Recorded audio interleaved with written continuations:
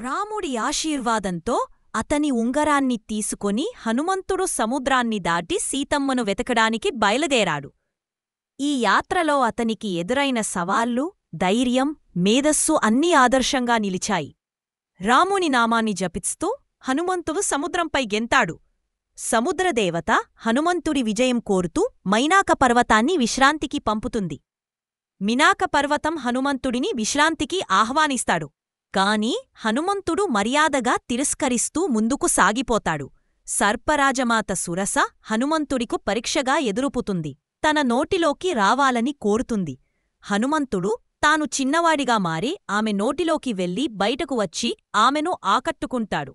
సింహిక అనే రాక్షసి సముద్రంలో అతని నీడను పట్టుకుని మింగాలని ప్రయత్నిస్తుంది. హనుమంతుడు మహాకాయుడిగా మారి సింహికను చీల్చి నశింపజేస్తాడు. సంధ్యాకాలంలో లంక చేరుకున్న హనుమంతుడు నగర అందాలను చూస్తూ ఆశ్చర్యపడతాడు.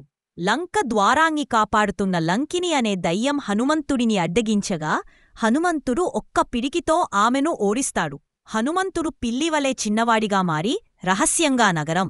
రావణుడు తన సవలో రాక్షసులతో ఉండగా హనుమంతుడు దూరంగా తనను గమనిస్తాడు. హనుమంతుడు సీతమ్మను వెతుకుతూ తోటలు, భవనాలు తిరుగుతాడు.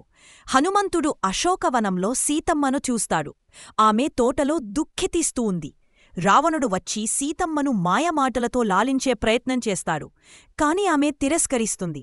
రావణుడు వెళ్లిన తర్వాత హనుమంతుడు తనను పరిచయం చేసుకుంటూ రాముని ఉంగరాన్ని ఇస్తాడు. సీతమ్మ తన చిన్న ఆభరణాన్ని హనుమంతుడికి ఇచ్చి రామునికి చేర్చమని కోరుతుంది. లంకా బలాన్ని తెలుసుకోవడానికి హనుమంతుడు మహాకాయుడుగా మారి పాలు, భవనాలు నాశనం చేస్తాడు. తాను కావాలనే రాక్షసులకు చిక్కి రావణుని ముందు తీసుకెళ్లబడతాడు. రావణుడు అతని తోకకు నిప్పుబెట్టమని ఆజ్ఞాపిస్తాడు. హనుమంతుడు తాను విడిపోయి లంకని కాల్చేస్తాడు.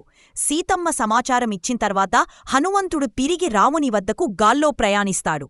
హనుమంతుడి భక్తి, ధైర్యం, చాతుర్యం ఈ యాత్రను విజయవంతంగా చేసింది. ఇప్పుడు యుద్ధానికి మార్గం సిద్ధమైంది. రామాయణ యొక్క తదుపరి ఘట్టానికి సిద్ధంగా ఉండండి.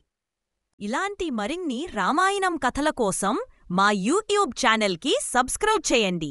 బెల్ ఐకాన్ను క్లిక్ చేయడం మర్చిపోకండి. జై శ్రీరామ్.